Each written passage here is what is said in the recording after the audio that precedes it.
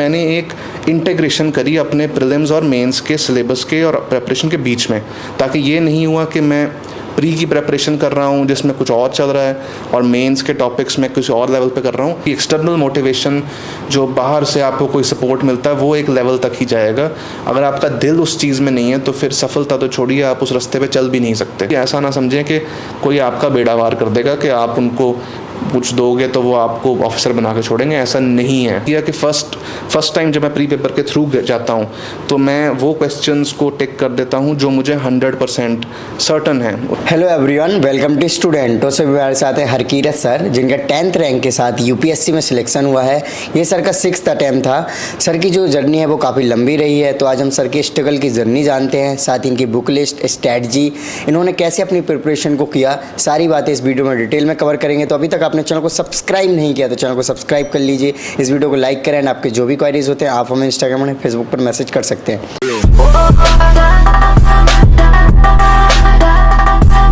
Okay sir, सबसे पहले आप अपना नाम और एजुकेशन बैकग्राउंड बताइए। नमस्ते, जय हिंद। मेरा नाम हरकीरत सिंह रंधावा है। मैंने अपनी graduation BA history honours Saint Stephen's College से करी है। उससे पहले मेरी स्कूलिंग संस्कृति स्कूल न्यू दिल्ली में हुई थी। ये मेरा सिविल सर्विसेज का, like you said, 6th and final attempt था। एंड मुझे बहुत खुशी हुई कि जो मैंने अपना एक ड्रीम सोचा था बचपन में कि मैं एक IAS ऑफिसर बन सकूं, फॉरेन सर्विस में जा सकूं, वो अब सफलता के पास आ पहुंचा है।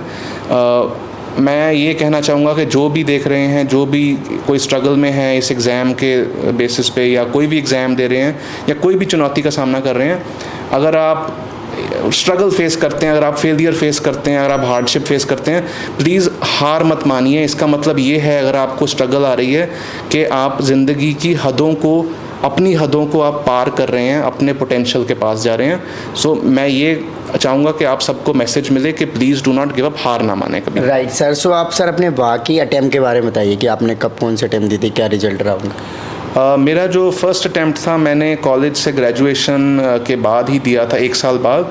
तो उस टाइम पे बिकॉज़ मेरा CSAT में प्रेपरेशन इतना अच्छा नहीं था, तो मेरे फर्स्ट 2 अटैम्प्ट्स जो थे उनमें मेरा प्रिलिमिनरी एग्ज़ाम क्लियर नहीं हुआ।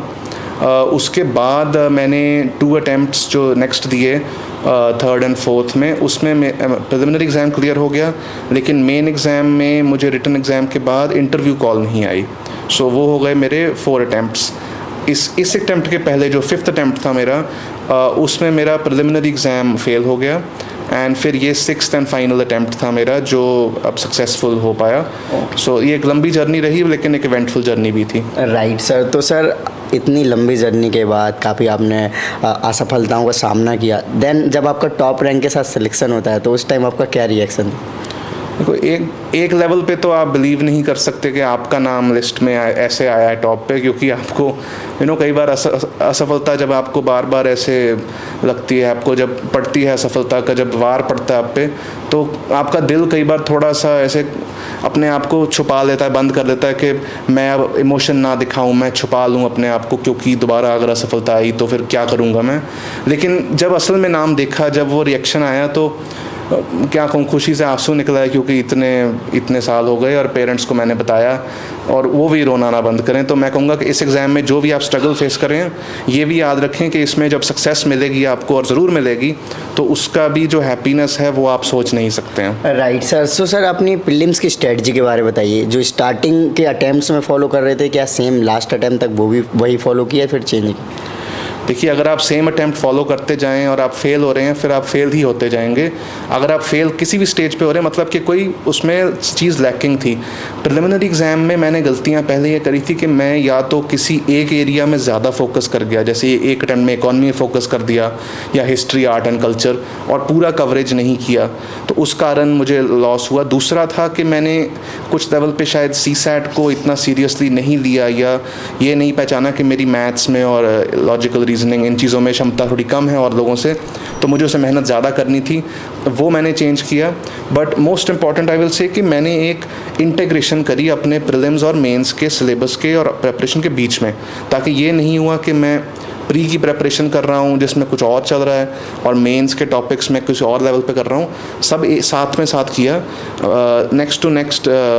उसके साथ क्या हुआ मुझे कि जो प्रेपरेशन, जो टॉपिक्स कभी मुश्किल लगते थे प्री के पॉइंट ऑफ व्यू से, वो मेन के पॉइंट से पढ़ लिए तो कम से कम एक बेसिक अंडरस्टैंडिंग आ गई।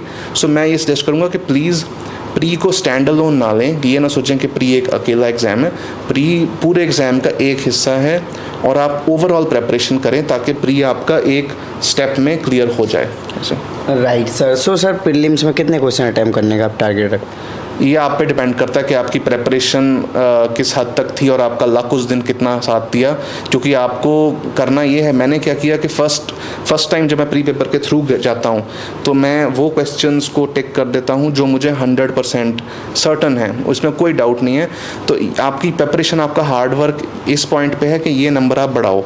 तो कुछ लोग कहते हैं कि 40-45 आपके सर्टन होने चाहिए। मेरे लास्ट टाइम में 55-60 सर्टन थे। अब उसके बाद मैंने एक बार और रीडिंग की, एक बार और देखा, 10-15 क्वेश्चन और जोड़ लिए, और आखिरी बार जब देखा कि लास्ट क्वेश्चन जो बचे हैं बिल्कुल नहीं पता, उनमें वो थोड़ा रिस्क लेके बढ़ाया। मैं देखा कि मैं शायद करूं या ना करूं, तो फिर टोटल मेरा बना अराउंड 84-85 के आसपास। मैं कहूँगा कि ये आइडियल है, लेकिन ऐसा कोई हार्ड एंड फास्ट रूल नहीं है। आपका जो उस दिन सिचुएशन आपको लगे उसके बेसिस पे डिसाइड करें। ओके, और सर मेंस के बारे में बताइए सर। स्टार्टिंग में क्या कर रहे थे और अभी क्या किया? एक तो मैंने अपना ऑप्शनल चेंज किया। पहले मेरा ऑप्शनल हिस्ट्री था, मेरी ग्रेजुएशन का सब्जेक्ट था, लेकिन मैं भी यही क्वेश्चन करने वाला था कि सर आखिर आपका हिस्ट्री बैकग्राउंड से था। और इवन इस बार देखे स्टीफन के काफ़ी टॉपर हैं जो कि हिस्ट्री से रहे हैं। इवन 2-3 लोगों के तो मैंने खुद इंटरव्यू किए तो उन्होंने बताया कि हमारे स्टीफन से हिस्ट्री। नहीं, मुझे बहुत शौक था हिस्ट्री का, अभी भी है मुझे, मैं बहुत प्यार करता हूँ हिस्ट्री से, मेरा फर्स्ट लव है। लेकिन मैंने ये पाया कि मैं, क्योंकि कॉलेज में इतना ज़्यादा इंटरेस्ट में चला गया था हिस्ट्री में, मेरा राइटिंग स्टाइल वैसा हो गया, तो मैं उस स्टाइल को यूपीएससी के स्टैंडर्ड तक नहीं ला पाया। मैं यूनिवर्सिटी के माइंडसेट में थोड़ा सा रह गया, एंड वो मेरे माइंड में काफ़ी ज़्यादा एक वो बैठ गया था, एक अप्रोच। सो मैंने एक और चीज़ भी सोची कि मेरा गोल था इंडियन फॉरेन सर्विस। मुझे इंटरव्यू में भी इंडियन फॉरेन सर्विस के बारे में ही उन्होंने पूछना था, क्योंकि मैंने फर्स्ट में लिखा था प्रेफरेंस। तो मैं सोचा कि मैं अपनी PSIR पे पकड़ क्यों ना बनाऊं, क्योंकि political science international relations diplomacy में आपको हर एंगल से हेल्प करेगा, हर लेवल पे आपको, चाहे IAS में भी हेल्प करे, चाहे किसी, बट फॉरेन सर्विस में तो उस पेपर का जो पेपर 2 है दैट इज़ सो हेल्पफुल। उसने मुझे इतना ज़्यादा स्कोप बढ़ाया, मेरा ब्रेड्थ ऑफ नॉलेज बढ़ाया। मैं ये कहूँगा कि पहले अटैम्प्ट्स में, मेंस में, I used to focus too much on note making. तो मैंने बस ये फोकस करना कि मैंने नोट्स बना दिए, बहुत ज़्यादा नोट्स बन गए, बनाता गया। उस पे मैंने फिर गलती ये करी कि मैंने एक लेवल पे समझना छोड़ दिया, या मैंने उस पे गहराई में जाके अपने माइंड को लगाना बंद कर दिया। एक मैंने बस फिज़िकल एक्टिविटी पे शुरू कर दिया कि मैं बस लिखता जाऊँ ऐसे। इस बार मैंने जहाँ तक हो सके नोट्स कम से कम बनाए, ऑलमोस्ट नहीं बनाए, पर मुझे लास्ट टाइम्स का भी फ़ायदा था, तो इसलिए आप अपने सोच समझ के देखें आपका क्या अप्रोच रहे। और मैंने अपना फोकस रीडिंग पे रखा। तो जैसे अगर मुझे एग्ज़ाम के एक दिन पहले भी एक सोर्स दिखा, मैंने नेट से IR का या पॉलिटिकल साइंस का कुछ देखा या GS का भी, तो मैंने, क्योंकि ऐसा अटेम्प्ट नहीं रखा कि मैं सिर्फ नोट्स पढ़ूंगा, मैंने अपना फ्लेक्सिबल अप्रोच रखा। तो मैंने एग्ज़ाम के दिन सुबह भी कोई नई चीज़ पढ़ ली और वो मैंने एग्ज़ाम में, मतलब पेपर में लिख दी। वो मैं शायद ना कर पाता अगर मैंने बहुत फोकस किया होता कि मैं सिर्फ नोट्स बनाऊंगा और सिर्फ इन्हीं को रिवाइज़ करूंगा। क्योंकि कई लोगों ने ये कहा है कि आप पिछले 8 हफ्तों में या 4 हफ्तों में एग्ज़ाम से पहले आप पढ़ना छोड़ दो। हाँ, ये मुझे लगा बहुत गलत बात है। आप क्यों नया पढ़ना छोड़ दो? पहली बात तो कोई करंट अफेयर्स का डेवलपमेंट हो सकता है, वो आपको पूछ सकते हैं, जो मेंस में भी हुआ।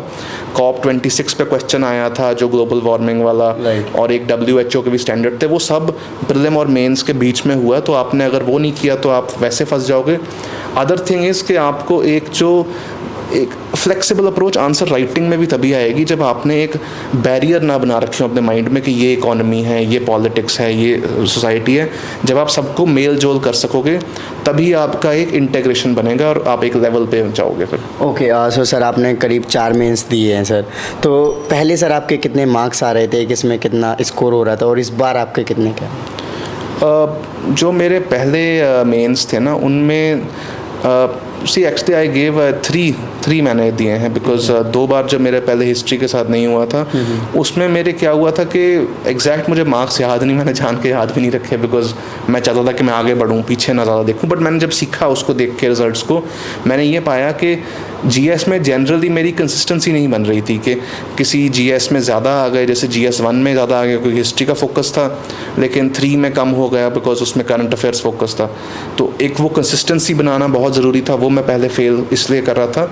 दूसरी बात ऑप्शनल में आपके 300 प्लस आना ज़रूरी है, क्योंकि लोगों के आते हैं, कंपेटिटर्स के आते हैं। आप अगर 300 से कम लाओगे या बहुत कम लाओगे तो आप जीएस में किसी लिमिट तक ही ला पाओगे मार्क्स, क्योंकि वो जनरलिस्ट है। इसमें क्योंकि आपका स्पेशलाइजेशन है, सिलेबस ज़्यादा नैरो है, एंड ऊपर से प्रोफेसर चेक करते हैं, जो अथॉरिटीज़ हैं जो उसमें जो अपने फील्ड को पूरी तरह से जानते हैं। अगर उसमें आप उन्हें इम्प्रेस कर गए, आपने उनको शो किया कि आप जेन्युइनली इस ऑप्शनल में पैशनेट हैं, जैसे कि मैंने पॉलिटिकल साइंस में बहुत ज़्यादा स्कॉलरशिप, बहुत ज़्यादा नाम, थिंकर्स के नाम, स्ट्रेटजिस्ट के नाम, इन सबको डाला मैंने, तो ये एक बहुत फ़ायदेमंद स्ट्रेटजी रही।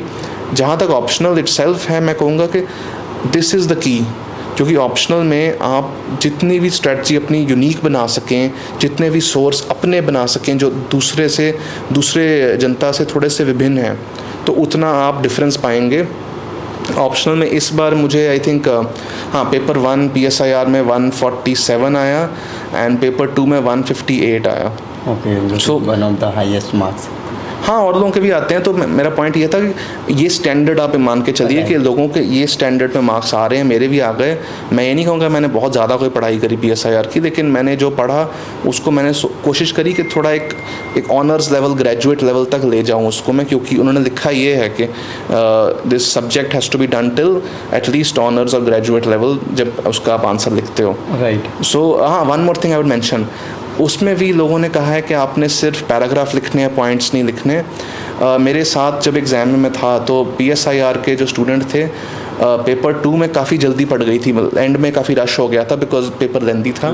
तो उन्होंने क्या किया, मैंने देखा कि बाद में मुझसे बात कर रहे थे, वो कहते कि हमने पिछले 2 क्वेश्चन छोड़ दिए क्योंकि हमसे इतना टाइम नहीं मिला हमको कि हम पैराग्राफ में लिख सकें उसको, तो उन्होंने छोड़ दिए। मैंने क्या किया, मेरे को भी सेम टाइम का इशू था, तो मैंने वो पॉइंट फॉर्म में 1 2 3 4 करके 15-20 पॉइंट दोनों में लिख दिए, और उसके मुझे एग्जामिनर ने मार्क्स भी दे दिए। सो पॉइंट इज़ कि आप ये ना समझें कि कोई सेट अप्रोच है कि आपने सिर्फ पैराग्राफ लिखने हैं या आपने सिर्फ पॉइंट लिखने हैं। आप एग्ज़ाम हॉल में जैसा सिचुएशन पाते हो ना, जैसा आपका उस दिन उस मोमेंट में सिचुएशन है, आपको जज करना है। तो पॉइंट लिखो, पैराग्राफ लिखो। मैंने कोई डायग्राम भी नहीं बनाया, किसी को डायग्राम बनाए, किसी को फ्लो चार्ट बनाना है, कोई आई डिडंट अंडरलाइन ऑल्सो। लोग तो ये भी कैसे अंडरलाइन करना पड़ता है, इतना टाइम भी नहीं था मेरे पास, तो मैंने तो बस एक रन में भागते भागते लिखा वो। सो मेरा कहने का मतलब ये कि अगर कोई, मैं भी आपको कुछ कह रहा हूँ ना कि ऐसे करो ऐसे ना करो, आप अपने मन को सुनो, आप अपने अप्रोच को खुद बनाओ, एंड उसके बेसिस पे ही आप सक्सेस पाओगे। राइट सर, जैसे कि आपकी काफ़ी लंबी जर्नी रही है, और प्रिपरेशन में देखते हैं हम कि कुछ लोग इंटरव्यू तक जाते हैं, इवन उनका अगले अटेम्प्ट में प्रीलिम्स भी क्लियर नहीं होता है। तो सर, क्या आप उसी एफिशिएंसी के साथ पढ़ते रहे लगातार 6-7 साल जो भी आपने दिया? नहीं, बिल्कुल भी नहीं। मुझे नहीं लगता कि पॉसिबल है, क्योंकि आपकी एफिशिएंसी, आपकी कंसिस्टेंसी या तो बढ़ जाएगी और आप किसी ऊपर लेवल पे पहुंच जाओगे, या नीचे चली जाएगी, आप डिमोटिवेट हो जाओगे। उस लेवल पे रखना इतना आसान नहीं है। तो आपका चैलेंज यही है कि आप बढ़ाओ उसको, क्योंकि आपका एक नेचुरल ह्यूमन रिस्पॉन्स है जब टाइम पास करता है, जब आप देखते हो कि और लोग जॉब्स में लग रहे हैं, उनकी फैमिली स्टार्ट हो रही, तो इंसान को लगता है कि मैं पीछे रह गया कहीं। तो ये एक नेचुरल एलिमेंट है, चाहे आप 1 अटैम्प्ट दें, चाहे आप 6 अटैम्प्ट दें, ये आप पे है। आपका जॉब ये है कि आपने इसको हैंडल कैसे करना है, ये फीलिंग को।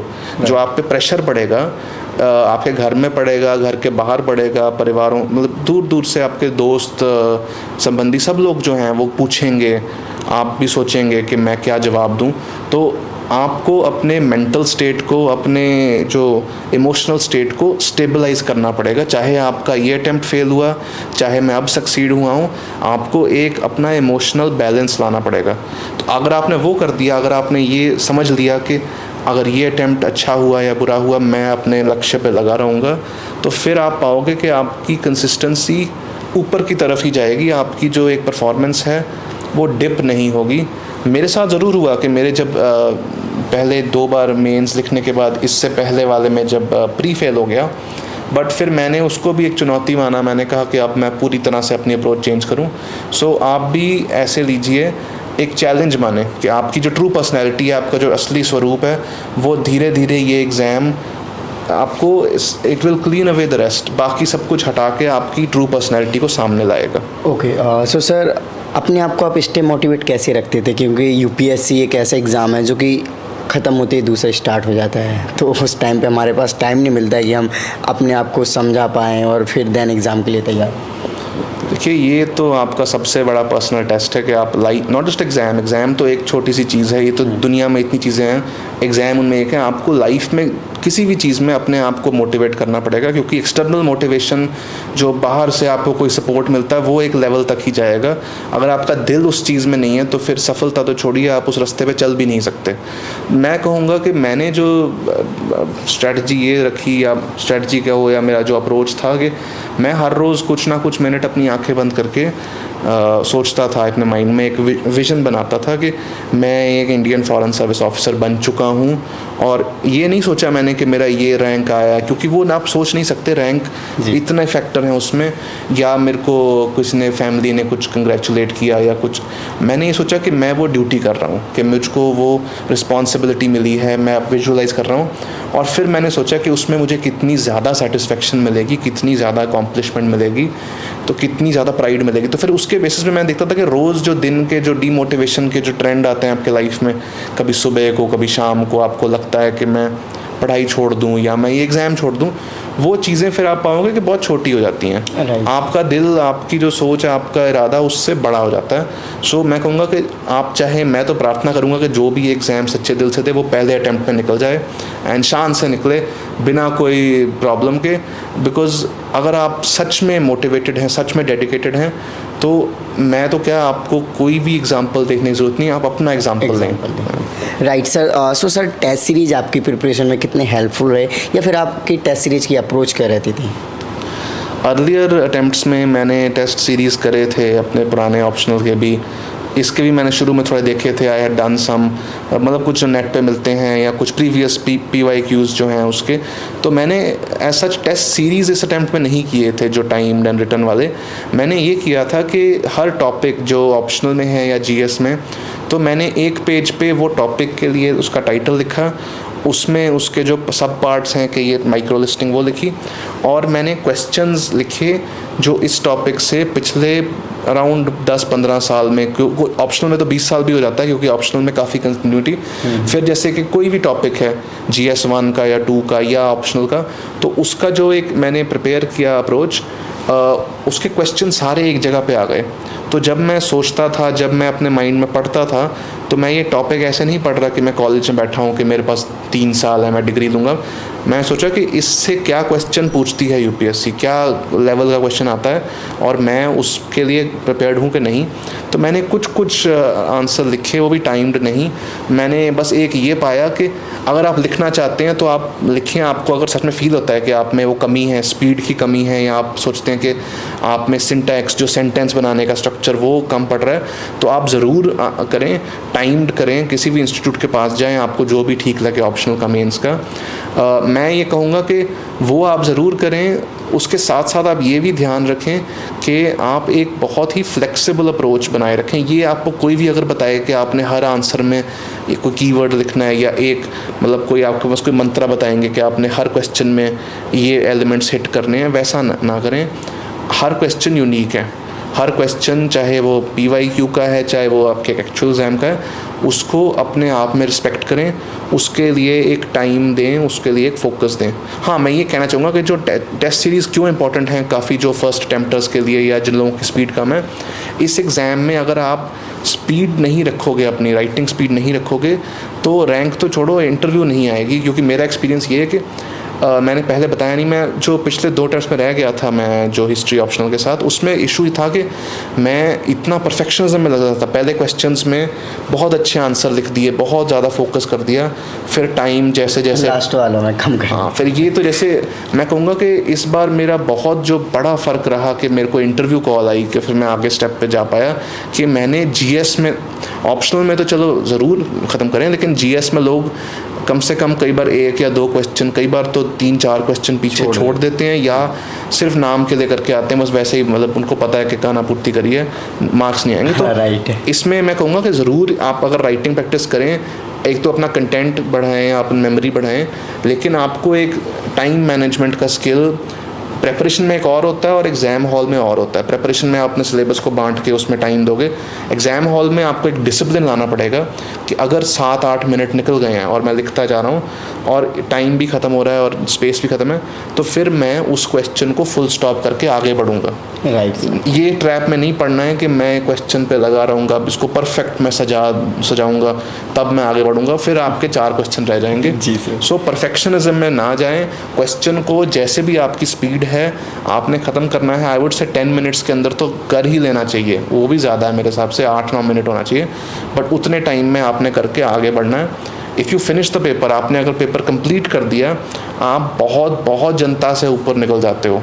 आपका फिर इंटरव्यू में कॉल होना ऑलमोस्ट सर्टन है। सो ये फोकस करो। ओके, सो सर देखा जाए नॉर्मली स्टूडेंट कोचिंग लें या फिर सेल्फ स्टडी करें, इसको लेकर कंफ्यूज रहते हैं, तो आपने क्या किया? पहले अटैम्प्ट्स में मैंने कुछ जगहों से कोचिंग ली थी, क्योंकि प्रिलिमिनरी एग्ज़ाम मेरे लिए बहुत बड़ी चुनौती थी, क्योंकि मैं सीधा कॉलेज से निकला, तो मैं ये इतना बड़ा सिलेबस तो कभी देखा नहीं था कंपैरेटिव एग्ज़ाम का। तो एक वो मैंने लिया था, वो कुछ हद तक हेल्पफुल रहता है। मतलब आपको एक अंडरस्टैंडिंग आ सकती है depending on the institute and depending आप उसमें कितने एंगेज्ड हैं, टीचर कितने एंगेज्ड हैं, आप पा सकते हैं उसमें से कोई इंसाइट प्रीलिम के लिए स्पेसिफिकली। मेंस में भी लोग देखते हैं। मैंने मेंस के लिए शायद पिछले कुछ अटैम्प्ट्स में कुछ किया था स्पेसिफिक, इस अटैम्प्ट में सच मैंने मेंस का ना ऑप्शनल का ना जीएस का कुछ किया ऐसा। पर मैं ये कहूँगा दोबारा कि अगर आपको अपने आप को देखना है, आपको आईने में अपने आप को पहचानना है कि आप किस लेवल पे हो, और ऑनेस्ट रहना है कि अगर आप सच में पा रहे हो कि आप बहुत पीछे हो प्रीलिम्स में, या आपकी राइटिंग स्पीड या आपका जो आंसर राइटिंग का मेथड, आप जानते हो स्टैंडर्ड के, आप जो टॉपर्स हैं उनके जो पेपर्स हैं आप देख सकते हैं जो उन्होंने इंस्टीट्यूट्स में करे हैं, तो आप पाओगे कि वो लेवल होता है।